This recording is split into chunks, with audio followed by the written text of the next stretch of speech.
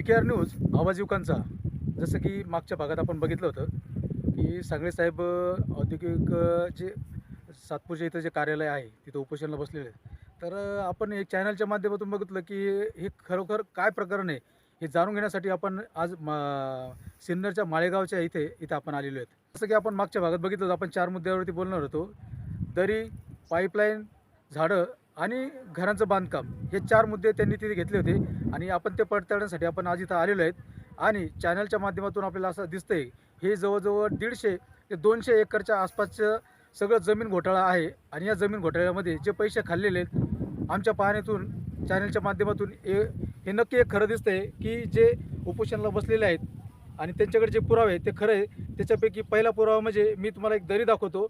जी दरी कागदोपत्रीमध्ये पूर्ण सपाट दाखवलेली आहे आणि नॉर्मल 1% दाखवलेली की दरी, पण ॲक्च्युअलमध्ये ती जी दरी आहे ना ती खूप मोठी दरी आहे.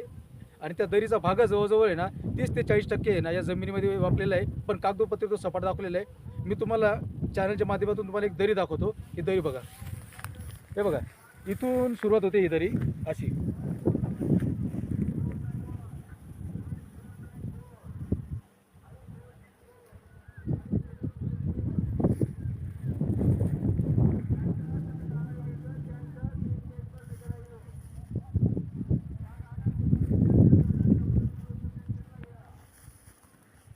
हा झाला त्यांच्या कागदोपत्री म्हणण्याचा विषय होता की इथे सपाटीकरण केलेलं आहे. पण चॅनलच्या माध्यमातून तुम्ही बघू शकता की इथे दरी आहे. हा झाला पहिला मुद्दा. आता तुम्हाला मी महेंद्र निवृत्ती सांगळे, ग्रामपंचायत सदस्य माळेगाव आणि भूमिग्रस्त शेतकरी. तर आम्ही 20 तारखेपासून उपोषणाला बसलेलो आहे नाशिक प्रादेशिक अधिकारी कार्यालयासमोर.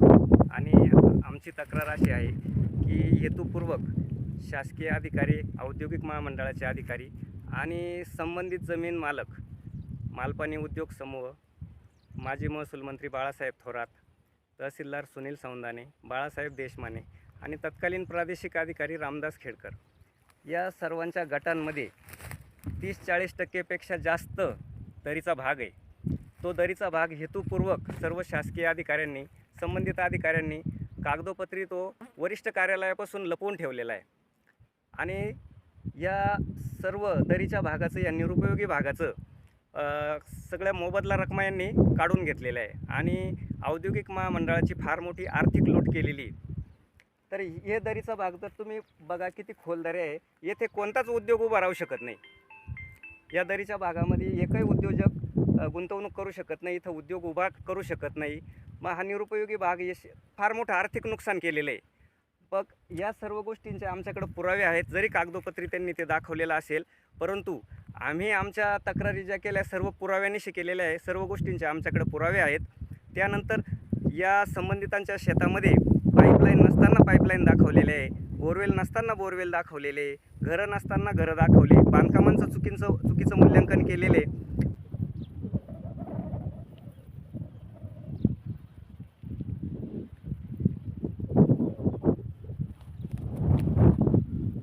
पुरावा नंबर 2 जी संरक्षित भिंत म्हणून दाखवली गेलेली आहे आणि जिचं मूल्यांकन सांगितलं गेलेलं आहे की 77 लाख रुपयाच्या आसपास आहे. परंतु जे बांधकाम बघितलं तर ते बांधकाम 4 ते 5 लाखाचं बांधकाम इथं दिसतंय. जो मी तुम्हाला पुरावा म्हणून तुम्हाला मी एक बांधकाम जे आहे ते दाखवतो तुम्हाला.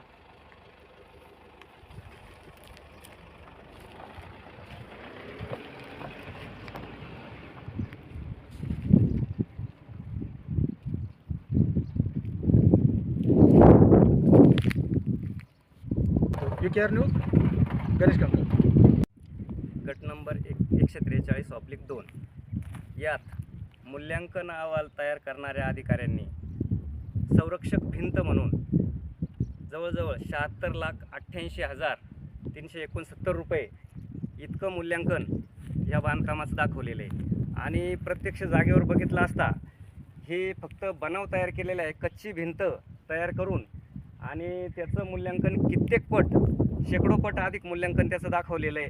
आणि ती जीर्ण झालेली भिंत आहे, हिचं मूल्यांकन किती होऊ शकतं आपण प्रत्यक्षात जर बघितलं तर आपल्या लक्षात येईल की याचं मूल्यांकन चुकीचं लावलेलं आहे.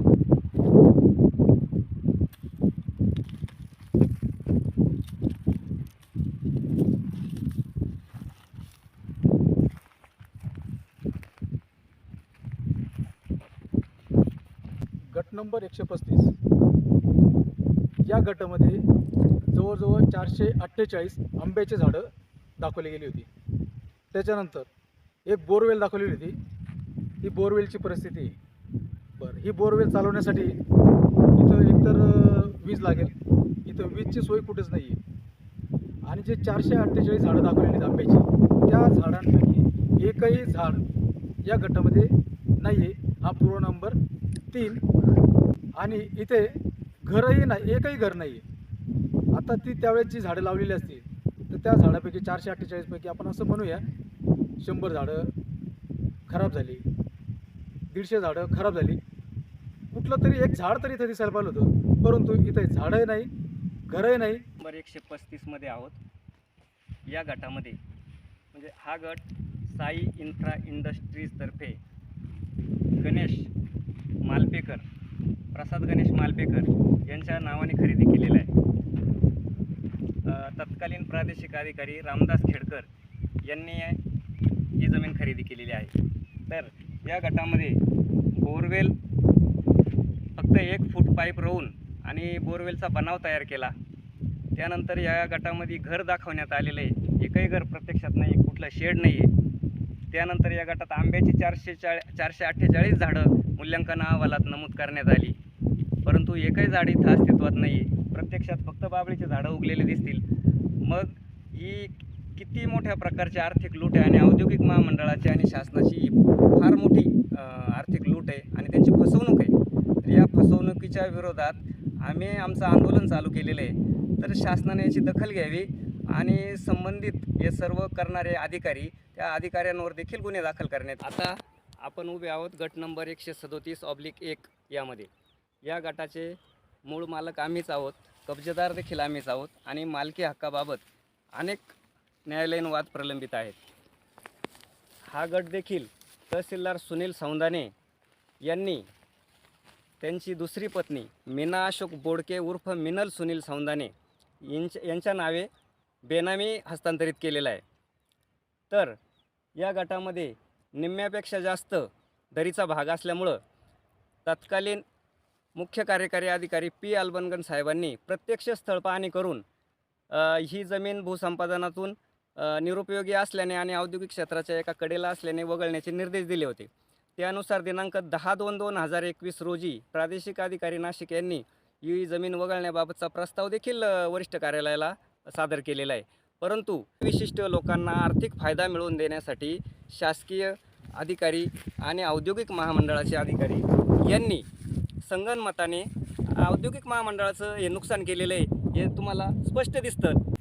माझ्या बाजूला बघू शकता तुम्ही, सिमेंटची टाकी आहे जी मार्केटमध्ये 5 ते 10 हजारामध्ये मिळते, परंतु त्याचं मूल्यांकन जे आहे ते 78,000च्या आसपास केलेलं आहे. त्याच्यानंतर ही पाईपलाईन आहे, ही 20-25 हजारामध्ये पाईपलाईनचं काम होतं आहे, परंतु पाईपलाईनचा खर्च 2 लाखाचा दाखवलेला आहे. त्याच्यानंतर तुम्ही बघू शकता की या क्षेत्रामध्ये एकूण शेड 5 दाखवलेले आहेत, परंतु त्यापैकी फक्त इथं एक शेड आहे आणि ज्या शेडची किंमतच मला वाटतं एक 50-60 हजार रुपयाच्या आसपास असेल, परंतु सगळं बघितलं तर जवळजवळ 6 लाखाच्या आसपास यांनी खर्च इथं दाखवलेला आहे. VKR news, Ganesh Kankal. गट नंबर 137/1 यात असलेली सिमेंटची टाकी, तिचं मूल्यांकन 78,000 रुपये इतकं करण्यात आलेलं आहे. ही सिमेंटची टाकी मी स्वतः विकत आणलेली असून तिचं बिल माझ्याकडे आहे. ही टाकी फक्त 11,000 रुपयांची आहे आणि हिचं मूल्यांकन 78,000 रुपये इतकं जास्त दाखवण्यात आलेलं आहे. तसेच ही पाईपलाईन मी स्वतः केलेली असून मला 25,000 रुपये खर्च आलेला आहे पाईपलाईनला आणि याच्यामध्ये पाईपलाईनचं मूल्यांकन देखील 2 लाखाच्या आसपास दाखवलेलं आहे, म्हणजे कित्येक पट अधिक. आणि या इथे एक घर पण आहे. ते घर आमच्या स्वतःच्या नावावर असून त्याची घरपट्टी देखील आम्ही भरतो. आमच्याकडे त्या घराचा उतारा आहे. हे घर आमचं जुनं घर आहे. इथे आमचे वडील पण आहेत, जे या जमिनीचे मूळ मालक आहेत आणि कब्जेदार आहेत. तर इथे हेतुपूर्वक विजय अण्णाजी साळुंके या तहसीलदार सुनील सौंदाने यांचा खाजगी कारकून म्हणून काम करणाऱ्या ह्या व्यक्तीच्या नावावर एक घर दाखवण्यात आलेलं आहे आणि 5 घरं दाखवण्यात आलेले, 5 शेड असं नमूद करून त्याची मूल्यांकन किंमत 6,27,813 इतकी दर्शविण्यात आलेली आहे. पण प्रत्यक्षात हे घर तेवढ्या किमतीचं नाही आणि इथं 5 शेड अस्तित्वातच नाही आहे. इथं एकच शेड अस्तित्वात आहे, आमच्या जनावरांचा गोठा आहे आणि इथं दुसरं काही नसताना देखील हेतुपूर्वक कोणाला तरी आर्थिक फायदा मिळवून देण्यासाठी हे सगळं खोटं करण्यात आलेलं आहे, सगळा बनाव तयार केलेला आहे. नंबर 137/2 माझ्या पाठीमागे तुम्ही बघू शकता. सगळी जमीन जी आहे सगळी ओसाड आहे, सर्व ओसाड जमीन आहे. परंतु इथे झाडाचं नाव काशीद आहे आणि असे 448 झाडं इथे लावले गेलेले असं दाखवलेले. परंतु प्रत्यक्षात तुम्ही इथं बघू शकतात की इथं एकही झाड नाही आहे, सर्व ओसाड आहे आणि करोडोचा घोटाळा इथे झालेला आहे. त्या झाडांसाठी लागणारी पाईपलाईन ही सुद्धा इथं केली गेलेली आहे, परंतु इथं झाडच नाही तर पाईपलाईन पण नाही आणि सर्व ओसाड आहे. तुम्ही बघू शकतात हे सर्व करप्शन करोडोचं हे सगळं शासकीय अधिकाऱ्यांनी लुटलेले आहे. आणि पुढील भागामध्ये आपण जेही या संबंधितले अधिकारी आहेत, या सर्व संबंधित अधिकाऱ्यांची या करप्शनविषयी आपण त्यांची मुलाखत घेणार आहोत आणि त्यांच्या आमचा गट नंबर 137/1च्या लगतच पूर्व बाजूने गट नंबर 137/2 मालपानी उद्योग समूह यांचा हा गट आहे. या गटात मूल्यांकन अहवालामध्ये पाईपलाईन दर्शविण्यात आलेली आहे. प्रत्यक्षात या गटात पाईपलाईन अस्तित्वातच नाही. दुसरी गोष्ट, या गटामध्ये 448 काशीदची झाडे दाखवण्यात आलेली आहे. प्रत्यक्षात एकही काशीदचं झाड इथं या गटात नाही आणि या गटामध्ये कुठलेच झाडं नाही आहे, फक्त ओसाड पडलेला गट आहे हा आणि उत्तर बाजूला दरीचा भाग आहे. त्यामुळं हे पूर्णपणे हा भ्रष्टाचार आहे. गट नंबर 138 मध्ये मालपानी उद्योग समूह यांचा हा गट असून या गटामध्ये 200 काशीदची झाडे आणि 7 आपट्याची झाडे दर्शवण्यात आलेली आहे. परंतु प्रत्यक्षात हा पूर्ण गट ओसाड पडलेला आहे, फक्त बाबळीचे झाडं उगलेले आहे, दुसरं एकही झाड या गटामध्ये अस्तित्वात नाही. 2013 साली तत्कालीन तहसीलदार सुनील सौंदाने यांनी मालपानी वगैरे यांच्या तब्बल 150 एकर या जमिनींना उद्योग म्हणजे औद्योगिक वापर सुरू असल्याबाबतचे खोटे दाखले दिले आणि औद्योगिक प्रयोजनार्थ बिनशेतीच्या सनदा बेकायदेशीरपणे दिल्या. तर आपण बघितले, आपण इतक्या गटांमध्ये गेलो, या गटांमध्ये कुठल्याही गटामध्ये प्रत्यक्षात औद्योगिक वापर सुरू नाही आहे आणि नव्हता. तसंच कुठं औद्योगिक शेड पण नाही आहे. त्यानंतर रस्त्याची व्यवस्था नाही आहे, कोणत्याच गटाला जाण्यासाठी पोच रस्ते नाही आहे, विजेची सुविधा नाही आहे, पाण्याची सुविधा नाही आहे. तरीसुद्धा बेकायदेशीरपणे आणि संगनमताने हे सगळं कुभांड रचून आणि कट करून ही बिनशेती करून आणि सलगता नसताना देखील हे बेकायदेशीरित्या बिनशेतीचे आदेश पारित केले गेलेले आहेत. तर याबाबत देखील चौकशी होऊन हे संबंधित तहसीलदार सुनील सौंदाने यांच्यावर शासनाच्या नियमानुसार महसूल खात्याने त्यांच्यावर कारवाई करणं गरजेचं आहे, अशी आमच्या सगळ्या शेतकऱ्यांची मागणी आहे. जेवढं बघितलं आहे जवळजवळ 150 ते 200 एकर जागा आहे. या 150 ते 200 एकर जागेमध्ये 30 ते 40% आम्हाला दऱ्या सापडल्या. त्याच्यानंतर कुठेही आंब्याचे झाडं सापडलेले नाही. ज्या टाक्या, ज्या पाईपलाईन, जे बोरवेल आम्ही पाहिले हे प्रत्यक्षात बनावट केलेले हे सगळं दिसतं आहे आणि शासनाची पूर्ण फसवणूक केलेली हे स्पष्ट दिसतं आहे. याच्यामध्ये नक्कीच जे बी अधिकारी असतील यांनी हे संगनमतांनी हे केलेलं आहे. शासनाचे अब्जो रुपये यांनी फसवलेले आहेत, फसवणूक केलेली आहे, भ्रष्टाचार केलेला आहे. VKR news, Ganesh कंकळ.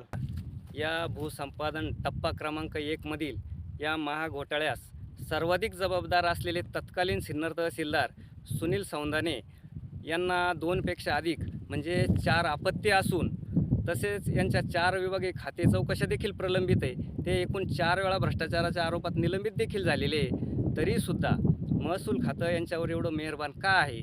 जर 2पेक्षा अधिक अपत्ये असतील तर 2005च्या शासन परिपत्रकाचं उल्लंघन त्यांनी केलेलं आहे. तरीसुद्धा महसूल विभाग त्यांच्यावर इतका मेहरबान का झाला, असं आमच्या सगळ्या शेतकऱ्यांचं म्हणणं आहे आणि त्यांच्यावर महसूल खात्याने आता तरी जागं होऊन आणि कारवाई करावी, असं आमचं म्हणणं आहे. त्यांचं असं म्हणणं आहे की हा जो भूसंपादन घोटाळा झालेला आहे, या संपूर्ण घोटाळ्याची ED आणि CBI मार्फत सखोल चौकशी केली जावी आणि संबंधित जे भ्रष्टाचारी अधिकारी आहेत, तसेच संबंधित जे उद्योग समूह, राजकीय नेते, तसेच शासकीय अधिकारी जे आहेत, महसुली अधिकारी, ज्यांनी बेनामी मालमत्ता सगळ्या विकत घेतलेल्या आहेत, त्यांची सर्वांची चौकशी करून त्यांच्या बेनामी मालमत्तांची देखील चौकशी करून या बेनामी मालमत्ता जप्त करावा आणि त्यांच्याविरुद्ध फौजदारी गुन्हे देखील दाखल करण्यात यावा, अशी आमच्या सगळ्या शेतकऱ्यांची आणि उपोषणकर्त्यांची मागणी आहे. या सर्व 150 ते 200 एकर जागेमध्ये जो सर्वे केला आहे त्या सर्वेमध्ये तीनही बाजूला पूर्व, पश्चिम, उत्तर या 3 बाजूला दऱ्या सापडल्या आणि 150-200 एकरमध्ये कुठेही MIDC एरियामध्ये MIDC इथं दिसली नाही, कुठेही झाडं दिसली नाही, कुठेही बोरवेल दिसलं नाही आणि कुठे घरं दिसले नाही. आणि 137/1 या गटामध्ये आम्हाला मूळ मालक भेटले, जे माझ्या मागं बसलेले जातात आणि त्यांचा इथे गोठा आणि ते इथं वास्तव्यात इथं राहत आहेत हे निदर्शन दिसले. आणि त्यांच्या सांगण्यावरनं असं समजलं की जे शासकीय अधिकारी आहेत त्यांची 2 नंबर का 3 नंबरची पत्नी हे त्यांच्या नावावरती ही जमीन विकत त्यांना देण्यात आलेली आहे. आणि जे तसं करता येत नाही, म्हणजे हा जवळजवळ सगळा पाहिला तर हा अब्जोचा घोटाळा हा स्पष्ट दिसतोय. याच्यावरती वरिष्ठ अधिकाऱ्यांनी जे सांगळे आज उपोषणाला बसलेले आहेत यांच्याकडं सर्व पुरावे आहेत, त्यांच्याकडनं ते पुरावे घेऊन एक समिती नियुक्त करावी आणि त्या समितीमार्फत ही पूर्ण 200 एकरचं एक सर्वे करून घ्यावा. आणि या सर्वेमध्ये जेही अधिकाऱ्यांचे इथं नावं सापडले असतील यांना कुठलंही स्थान त्या समितीमध्ये देऊ नये आणि त्या समितीने पूर्ण हा सर्वे करून CBI ED मार्फत चौकशी खरंच केली पाहिजे. तेवढा मोठीचा हा घोटाळा आहे आणि तेवढा शासनाला ज्या पैसे यांनी दिलेले ते पैसे परत रिटर्न घ्यावं आणि त्याच्यावरती फौजदारी गुन्हे दाखल करावे. इतपत हा घोटाळा झालेला आहे. याशी आमच्या चॅनलच्या माध्यमातून आम्ही सर्वेमध्ये आम्हाला सापडलेला आहे. VKR न्यूजसाठी गणेश कंकाळ. जय हिंद, जय भारत.